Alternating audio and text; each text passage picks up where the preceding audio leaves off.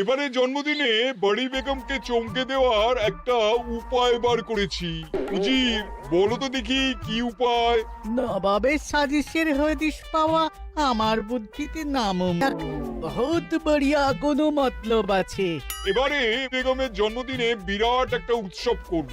সারা দেশ থেকে মহান মহান অতিথিদের নিয়ে আসা হবে। দুনিয়ার সেরা সেরা খাবার, সেরা সেরা গাইয়ে, সেরা সেরা বাজিয়ে, সেরা সেরা নাচিয়ে রাতকে দিন করে দেবে এমন রোশনাই। রেস্টো নাই। কি বললে? বহুত বড়িয়া আপনার সোচ, লেকিন মাফ করবেন হুজুর, রাজকোষের অবস্থা খুবই খারাপ। উৎসব করার মতো তো রেস্টো নাই জাহাপানা। কোনো কথা শুনতে চাই না। আমি হলাম গিয়ে বাংলার নবাব। আমি আনন্দ হই হুল্লোড় করবো না তো কে আর করবে?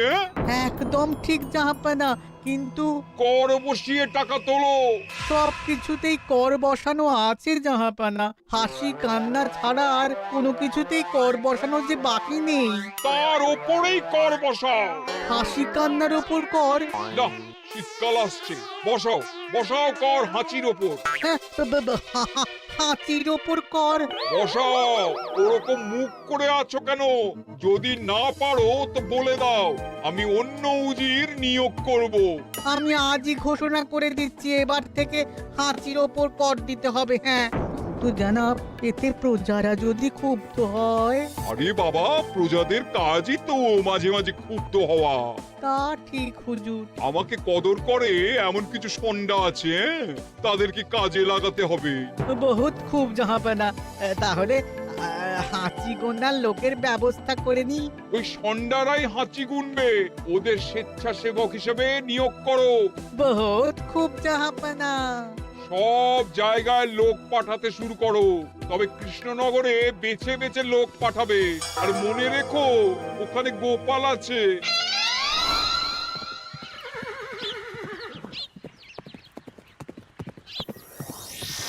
সব জায়গায় কর আদায়কারী পাঠিয়ে দেওয়া হয়েছে জাহাপানা।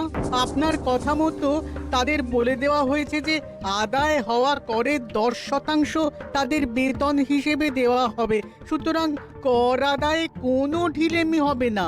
বহুত আচ্ছা, বহুত আচ্ছা।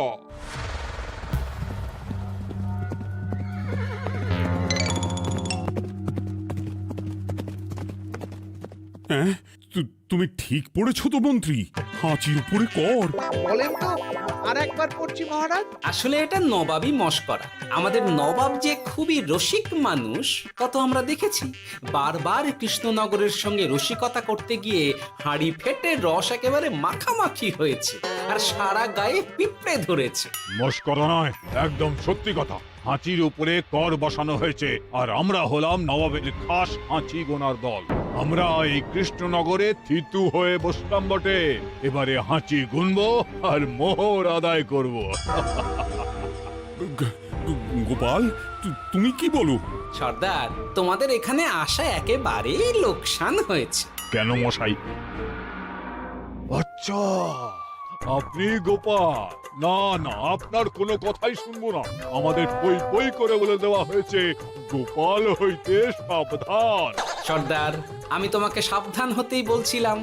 হাঁচি ধরতে গেলে তোমাদের খুব সতর্ক থাকতে হবে, কারণ এই কৃষ্ণনগরের বাসিন্দাদের শরীর স্বাস্থ্য এত ভালো যে এখানে কেউ হাঁচে না, কাশে না, ঢেকুর তোলে না, ইয়ে করে না। বলেন কি মশাই? এটা তো নবাবকে জানাতে হচ্ছে। যাও যাও, এক্ষুনি মুর্শিদাবাদে ফিরে গিয়ে নবাবকে জানাও। ওরে, কেউ এদের যাওয়ার ব্যবস্থা করে দে। ওই তো হেঁচেছে। হাঁচি এক, পুরো এক মোহর।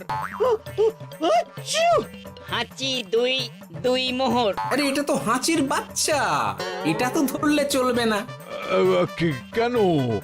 হাঁচি হলেই তো হলো। কি করব সর্দার, লিখবো?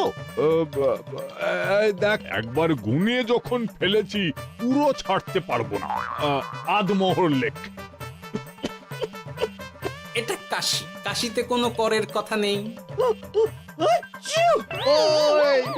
লেখ লেখ লেখ লেখ লেখ। হাঁচি তিন, পুরো এক মোহর। হাঁচি চার,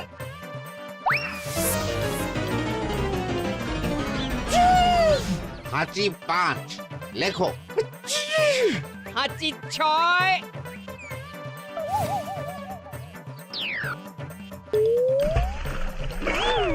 যা, যা কি রে, শুনেছিলাম কৃষ্ণনগরের মন্ত্রীটা মাথা মোটা, প্রমাণ হয়ে গেল।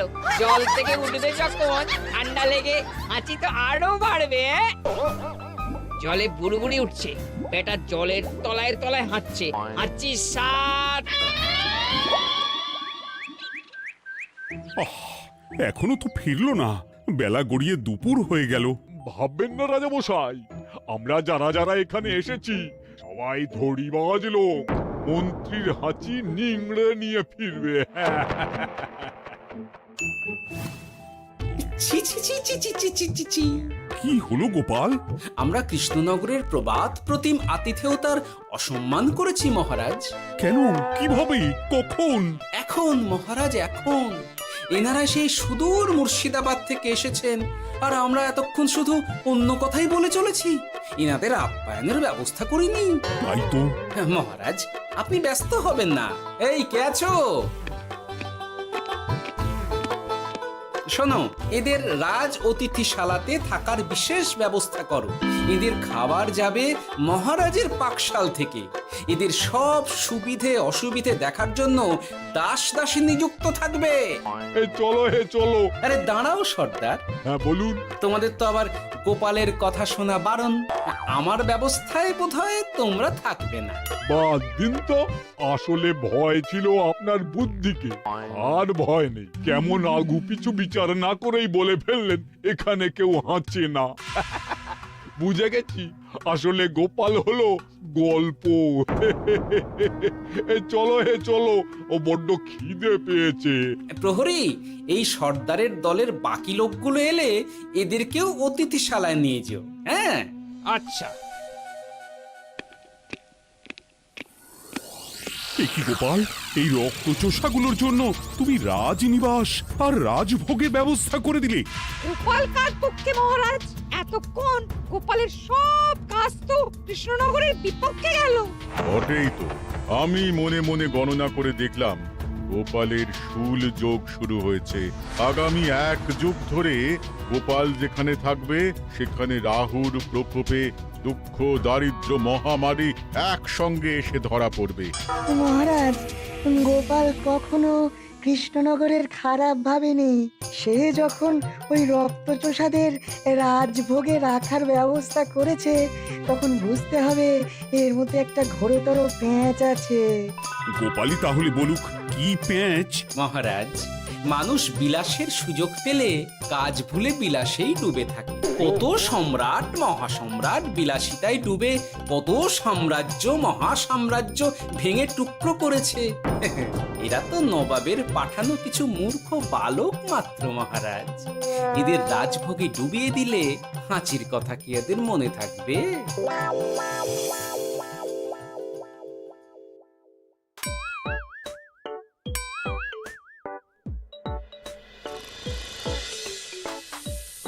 কি ব্যবস্থাপনা সব ঠিক আছে তো? হ্যাঁ হ্যাঁ, খাসা ব্যবস্থা হয়েছে। আপনারা আমাদের অতিথি বলে কথা, আরাম করুন।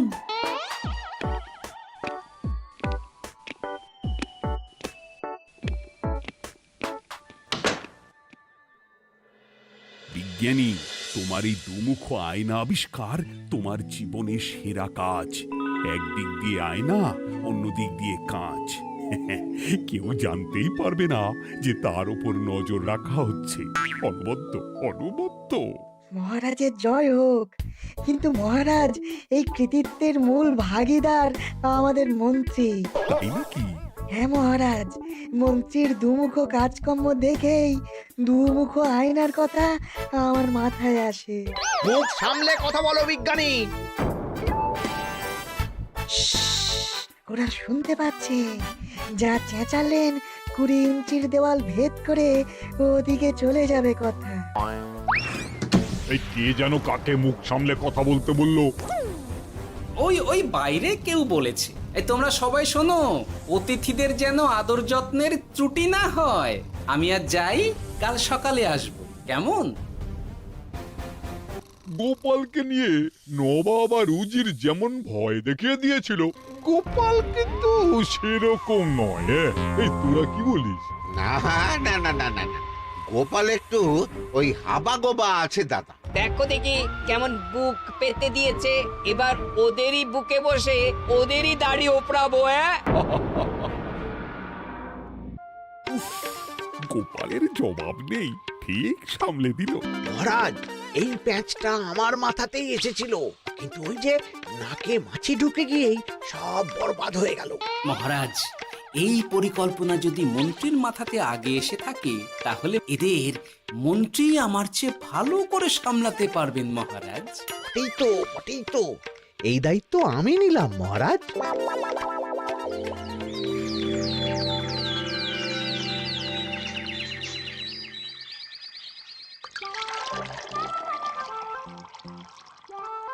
আহা, সকালে ঘুম থেকে উঠে এই রকম বেলের পানা যেন স্বর্গের অমৃত।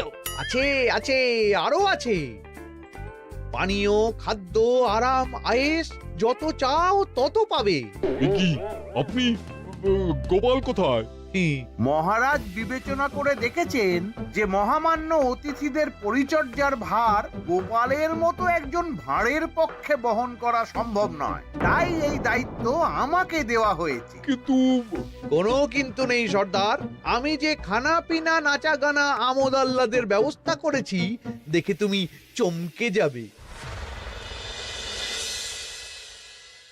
দেখা নয় বিজ্ঞানী, এবার শুধু কাজের সময়।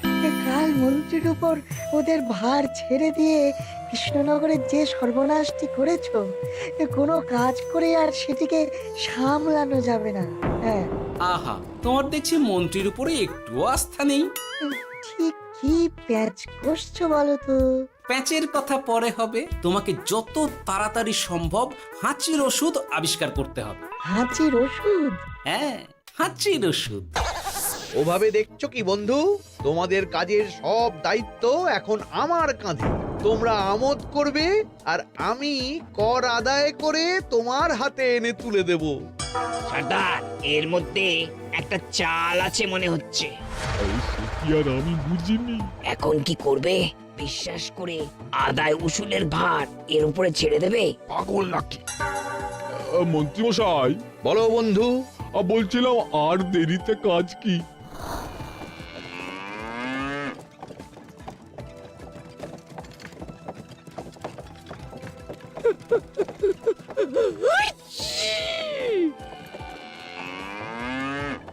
মন্ত্রী, লেখো হাঁচি এক। ওহে, তোমার নাম কি? মন্ত্রেশ্বর উজুরি আগে। লিখুন মন্ত্রী মশাই, নাম লিখুন। ওহে মন্তেশ্বর, হাঁচি কর, এক মোহর ছাড়ো দেখিনি। হাঁচি দুই। আরে যাও, দৌড়ে গিয়ে দু মোহর আদায় করে আনো।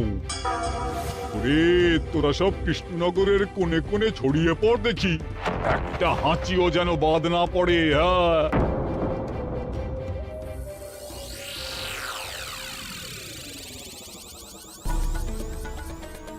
এটা হুজুরে আলাক বর্ধমান, খাম্বাস এবং কৃষ্ণনগর থেকে। চমৎকার চমৎকার। তাহলে গোপাল কিছু করতে পারেনি, আমাদের যুব শক্তি কৃষ্ণনগরকে পুরো নিংড়ে নিয়ে আসছে। মহারাজ কৃষ্ণচন্দ্রের একটা আবেদন আছে জানাব। এই হাঁচি করের 30% যদি ওই রাজ্যকে দেওয়া যায়, তাহলে আদায় উসুল আরো ভালো হবে। ওরা বলেছে যে আপনি যদি 30% দেন, তাহলে কর আদায় একেবারে জান লড়িয়ে দেবে। মঞ্জুর মঞ্জুর। আর একটা আর্জি আছে হুজুর, কৃষ্ণচন্দ্র কদিন বাদে নবাবকে কৃষ্ণনগরে আমন্ত্রণ জানিয়েছে। কেন? কৃষ্ণনগরের নবাব এবং তার উন্নয়ন উপলক্ষে এক মহোৎসব হবে। সেই সঙ্গে শহরে থাকা ইংরেজদের কাছেও নবাবের সৈন্য বলের এবং নবাব ও কৃষ্ণনগরের মধ্যে পারস্পরিক ভ্রাতৃত্বের সম্পর্কের বার্তাও পৌঁছে দেয়া যাবে। নবাবের অধীনস্থ রাজারা নবাবের শত্রু, এই রকম একটা ধারণা থেকে ইংরেজরা ইদানিং বেপরোয়া হয়ে উঠেছে, তাতে লাগাম উঠবে। বহুত খুব মঞ্জুর মঞ্জুর মঞ্জুর।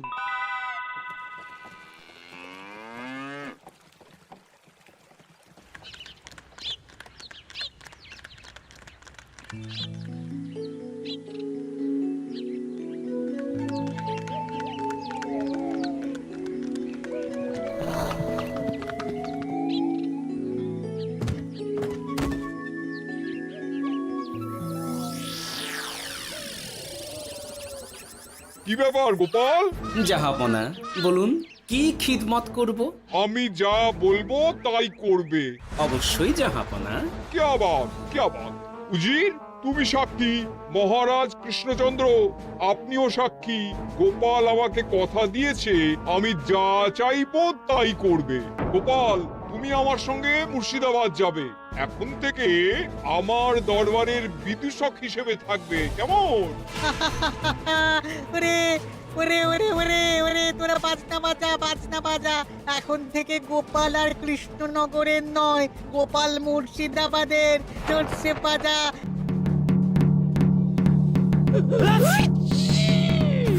কি হলো? হুজুর, মনে হচ্ছে আপনার সৈন্যদল হাঁটছে। হ্যাঁ? হুজুর, হাঁচিগড়ের বন্যা, সব সৈন্য 10-12টা করে হেঁচে ফেলেছে। মানে প্রচুর মোহর হয়ে গেছে আর বাড়ছে বাড়ছে। আমার হাঁচি গোনার দল একটা হাঁচিও বাদ দেবে না। মোহর রাখার জন্য নতুন পোশাকখানা বানাতে হবে হুজুর। সর্দার, আমাদের হাঁচিগুলো কি খুলবো?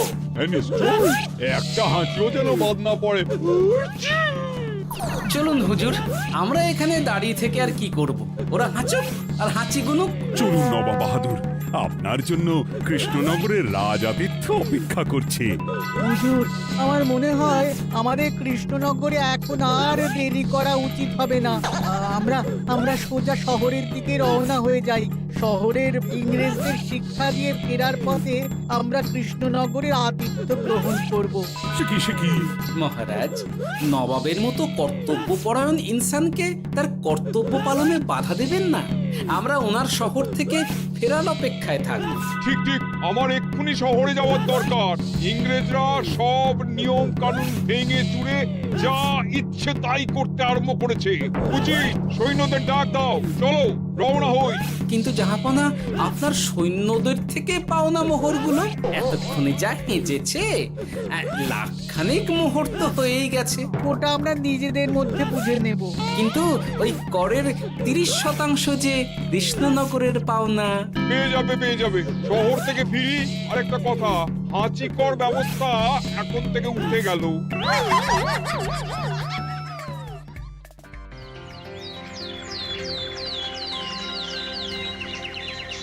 মহারাজ, কিভাবে গোপাল ভাঁড় মহাশয় নবাবের উন্মাদের মতো জারি করা ওই হাঁচিকর থেকে আমাদের সকলকে রক্ষা করেছেন তা আমরা সকলেই জানি। সমাজের তরফ থেকে তাই গোপালকে সামান্য উপহার।